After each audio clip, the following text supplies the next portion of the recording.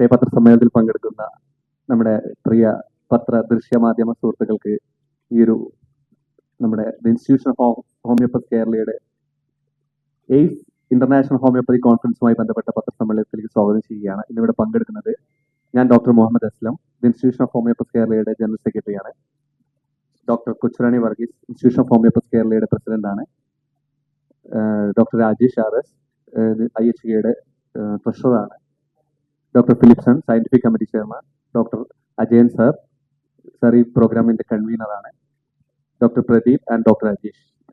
ഇന്നത്തെ പ്രോഗ്രാം 37 വർഷം പിന്നിടുന്ന ഹോമിയോപ്പതി ഡോക്ടർമാരുടെ സംഘടനയായ IHKയുടെ ആദ്യത്തെ ഇന്റർനാഷണൽ കോൺഫറൻസ് ട്രിവാൻഡ്രത്ത് 2 ദിവസം നടക്കാൻ പോവുകയാണ്.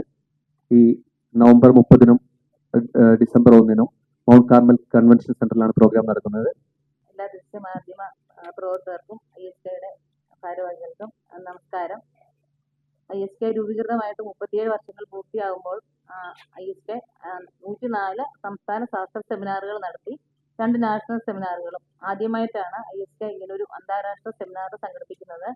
IHKയിലെ ഏകദേശം രജിസ്റ്റേർഡ് 5000-ഓളം മെഡിക്കൽ പ്രാക്ടീഷണറുണ്ട്. കേരളത്തിലെ തന്നെയല്ല, ഇന്ത്യയിലെ തന്നെ ഏറ്റവും വലിയ ഒരു ഹോമിയോപ്പതി സംഘടനയാണ് IHK. IHKയിലെ ഈ അന്താരാഷ്ട്ര സെമിനാറിൽ വിവിധ രാജ്യങ്ങളിൽ നിന്നുള്ള ഫാക്കൽറ്റികൾ, മറ്റ് സംസ്ഥാനങ്ങളിലുള്ള ഫാക്കൽറ്റികൾ, കേരളത്തിൽ നിന്നുള്ള ആൾക്കാർ ഉൾപ്പെടുത്തിക്കൊണ്ടാണ് നടത്തുന്നത്. 1000-ലധികം ഡെലിഗേറ്റ്സ് പങ്കെടുക്കുന്ന ഒരു പ്രോഗ്രാമാണ്. അതുകൂടാതെ തന്നെ 120-ഓളം പേപ്പർ പ്രസന്റേഷനുകൾ നടത്തുന്നുണ്ട്. 2 ദിവസം 2 വേദികളിലായിട്ട് ഒരേ സമയം രാവിലെ 8 മണി മുതൽ വൈകിട്ട് 6 മണി വരെയാണ് ഈ പ്രോഗ്രാം ചാർട്ട് ചെയ്തിരിക്കുന്നത്. അന്താരാഷ്ട്ര സംസ്ഥാന സമ്മേളനം ഇനാഗുറേഷൻ നടത്തുന്നത് ധനകാര്യ വകുപ്പ് മന്ത്രി KN ബാലഗോപാൽ സാറാണ്. അതുപോലെ ശാസ്ത്ര സെമിനാർ ഇനാഗുറേറ്റ് ചെയ്യുന്നത് കൃഷി വകുപ്പ് മന്ത്രി P പ്രസാദ് സാറാണ്.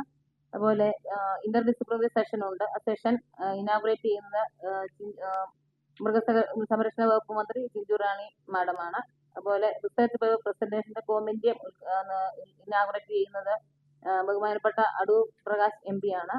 മുഖ്യ അതിഥിയായിട്ട് IB സതീഷ് MLA ഉണ്ട്.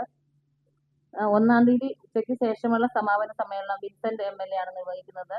ഈ ദിവസങ്ങളിലെല്ലാം സാംസ്കാരിക സിനിമാ മേഖലകളിലെ പ്രവർത്തകരും അതുപോലെ തന്നെ സയന്റിഫിക് സെഷന്റെ ചർച്ചയിൽ സയന്റിസ്റ്റുകളുടെ പാനൽ ചർച്ചകളും ഒക്കെ അതിനകത്ത് ഉൾപ്പെടുത്തിയിട്ടുണ്ട്. 120-ഓളം പേപ്പർ പ്രസന്റേഷനുകൾ നടത്തുന്നത് കേരളത്തിനകത്തു നിന്നും പുറത്തുനിന്നും ഇന്ത്യക്ക് വെളിയിൽ നിന്നുമുള്ള ഫാക്കൽറ്റികളെ ഉൾപ്പെടുത്തിക്കൊണ്ടാണ് നടത്തുന്നത്. IHK എന്ന സംഘടന കേരളത്തിൽ മാത്രമാണ് നിലകൊള്ളുന്നത്.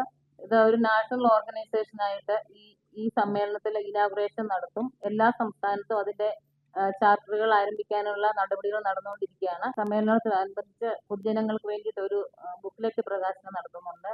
ഹോമിയോപ്പതി ഇന്നലെ, ഇന്ന്, നാളെ എന്നുള്ള മാറ്റങ്ങൾ ഉൾപ്പെടുത്തിക്കൊണ്ട് ഹോമിയോപ്പതിയെ പറ്റി സത്യവും വിദ്യയും തിരിച്ചറിഞ്ഞുകൊണ്ട് സമൂഹത്തിലെ ആൾക്കാർക്ക് ഒരു ബോധവൽക്കരണത്തിന് വേണ്ടിയിട്ടാണ് അങ്ങനെ ഒരു പുസ്തകം പ്രകാശനം ചെയ്യുന്നത്. അതും ഇതോടൊപ്പം തന്നെ ചെയ്യുന്നുണ്ട്. ഇത്രയും കാര്യങ്ങളാണ് നിങ്ങളെ അറിയിക്കാനുള്ളത്. കൂടുതലായിട്ട് ഓരോ സെഷന്റെ കാര്യങ്ങൾ മറ്റുള്ളവരും നിങ്ങൾ സംസാരിക്കുന്നതായിരിക്കും. Thank you. സെമിനാറിന്റെ ഭാഗമായി 130-ഓളം സയന്റിഫിക് പേപ്പർ പ്രസന്റേഷൻ ഇതിനകത്ത് നടക്കുന്നുണ്ട്. കേരളത്തിൽ ആദ്യമായിട്ടാണ് ഹോമിയോപ്പതിയുടെ ഒരു ഇന്റർനാഷണൽ സെമിനാർ നടന്നു വരുന്നത്. ഇതിനു മുമ്പ് ഇന്റർനാഷണൽ സെമിനാർ നടന്നിട്ടുണ്ട്. സർക്കാർ തലത്തിൽ ആയുഷ് സെമിനാർ, ഇന്റർനാഷണൽ സെമിനാറുകൾ, കൺവെൻഷൻ നടന്നിട്ടുണ്ടെങ്കിലും എക്സ്ക്ലൂസീവ്ലി ഹോമിയോപ്പതിക്ക് മാത്രമായിട്ടൊരു ഇന്റർനാഷണൽ സെമിനാർ ആദ്യമായിട്ടാണ് കേരളത്തിൽ നടക്കുന്നത്.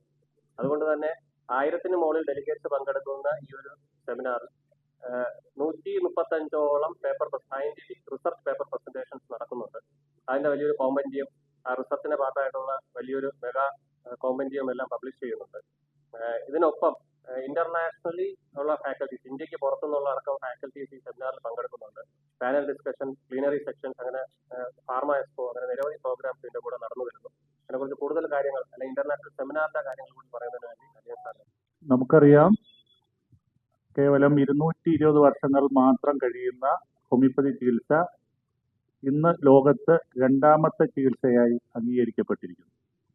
മറ്റ് ചികിത്സാ സമ്പ്രദായങ്ങളെ സംബന്ധിച്ചിടത്തോളം പാർശ്വഫലങ്ങൾ കുറവും അതുപോലെ തന്നെ ഏറ്റവും എളുപ്പമായി രോഗികൾക്ക് മരുന്ന് എത്തിക്കാൻ കഴിയുന്ന ഒരു ചികിത്സാ സമ്പ്രദായമാണ് ഹോമിയോപ്പതി ചികിത്സ.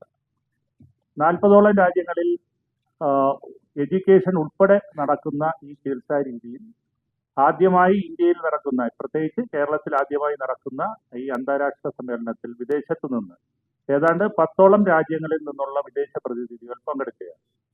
അവരൊക്കെ തന്നെ ഹോമിയോപ്പതിയുടെ ഇന്നത്തെ ഇതിൽ നമ്മൾ ഏറ്റവും കൂടുതൽ ഹൈലൈറ്റ് ചെയ്യുന്ന പ്രധാനപ്പെട്ട ഒന്ന് എന്ന് പറയുന്നത്, കേരളത്തിൽ ഏതാണ്ട് 23% ആൾക്കാർ ഇഷ്ടപ്പെടുന്ന, പ്ലാനിംഗ് കമ്മീഷൻ പറയുന്നതനുസരിച്ച് 23% ആൾക്കാർ ഇഷ്ടപ്പെടുന്ന പ്രധാനപ്പെട്ട ചികിത്സാ രീതി പൊതുജനാരോഗ്യ രംഗത്ത് ഏറ്റവും പ്രാഥമിക ലെവലിൽ ലോകത്തെമ്പാടും എത്തിക്കണം എന്നുള്ളതാണ് ഈ ശാസ്ത്ര സമ്മേളനം ഈ വരുന്ന 2 ദിവസങ്ങളിൽ വിലയിരുത്തപ്പെടാൻ പോകുന്നത്.